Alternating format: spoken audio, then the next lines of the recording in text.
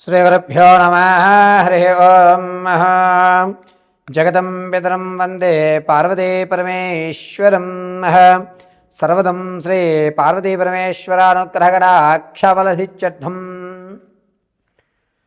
మన యొక్క స్థితిగతులు కానీ, మనకు జరిగేటువంటి ప్రమాదాలు కానీ, మనకి కాలం కలిసి రావడం కానీ, లేదా ఇతరుల యొక్క ఇబ్బందుల వల్ల కానీ మనం ఆర్థికంగా కృషించడానికి కానీ, మన యొక్క ఆలోచన తప్పు మార్గాల్లోకి నడవడం కానీ, ఏదన్నా ఒక స్థలం మీద ఆశ కొద్దీ ధనాన్ని మనం పెట్టినట్లయితే కనుక దాని నుంచి అనేకమైన విపత్తులు మనం గురవుతూ ఉంటాం.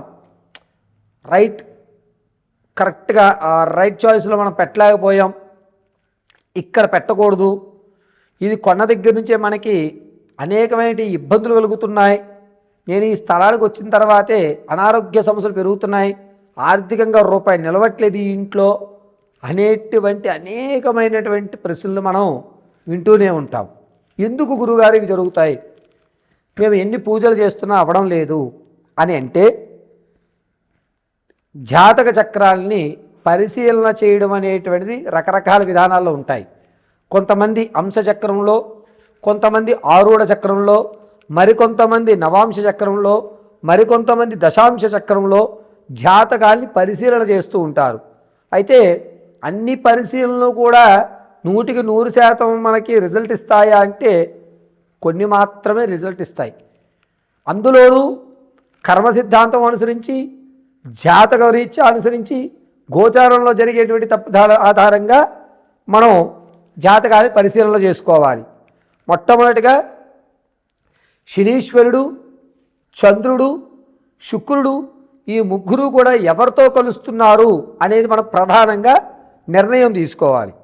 అయితే ఈ 28వ తారీఖు నుంచి జనవరి 15వ తారీఖు వరకు కూడా శనీశ్వరుడు రాహుతో కలగడం,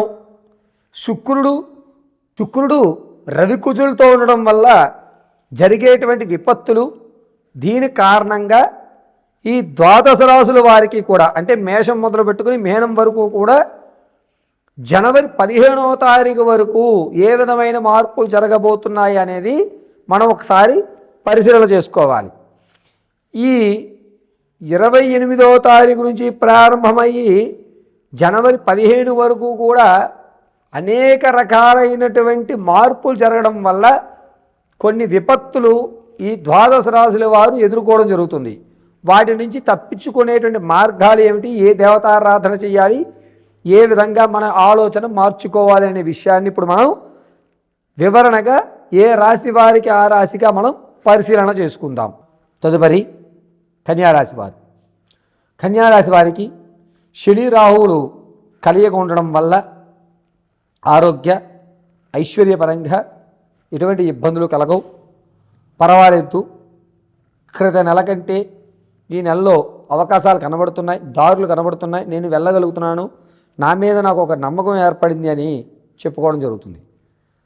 పూర్తి అమ్మవారి అనుగ్రహం ఉండడం వల్ల, అందులోనూ శుక్రుడు, కుజుడు, రవి కలియక ఉండడం వల్ల ఈ కన్యారాశి వారికి అనుకున్న పనులు అనుకున్న సమయంలో పూర్తి చేస్తూ ఉంటారు. 29వ తారీఖు నుంచి నవంబర్ 29వ తారీఖు నుంచి ప్రారంభమయ్యి జనవరి 15 వరకు కూడా శనిలో రాహు ఉండడం వల్ల మెదడుకు సంబంధించి తలపోటు రావడం, మైగ్రేన్ అనేటివి తప్ప మిగిలిన పెను ప్రమాదాలు ఎక్కడ కానరావడం లేదు. పైగా కన్యారాశి వారు జనాల్లో ఆదరణ పెరుగుతోంది, మీరే దిక్కు అనేటువంటి వ్యవస్థ నడుస్తోంది, మీ స్థితిగతులు మారేటువంటి అవకాశం కలుగుతోంది, మీ ఆలోచన ధోరణి ఇంతకు ముందు కంటే వేగవంతంగా ఉండబోతోంది. పైగా కన్యారాశి వారు ఇంతకుముందు మీరు గొడవ పడుతూ ఏదైతే ఆస్తి కోసం కానీ లేకపోతే స్థలాన్ని గురించి కానీ ఇబ్బంది పడ్డారో అవి పటాపంచులు అయ్యి మీ వైపు వచ్చేటువంటి అవకాశం ఎక్కువగా కనబడుతోంది. ఇక కన్యారాశిలో ఉన్నటువంటి వారు ఈ డిసెంబర్ 15వ తారీఖు నుంచి 30వ తారీఖు మధ్యలో మీరు చేసేటువంటి ప్రతి పనిలోనూ అత్యంత శ్రద్ధ చూపిస్తారు, ఈ పని నా వల్లే అవుతుంది అని ఏకాగ్రతతో మీరు చేపట్టిన పనులన్నీ కూడా పూర్తి చేస్తూ ఉంటారు. కన్యారాశి వారికి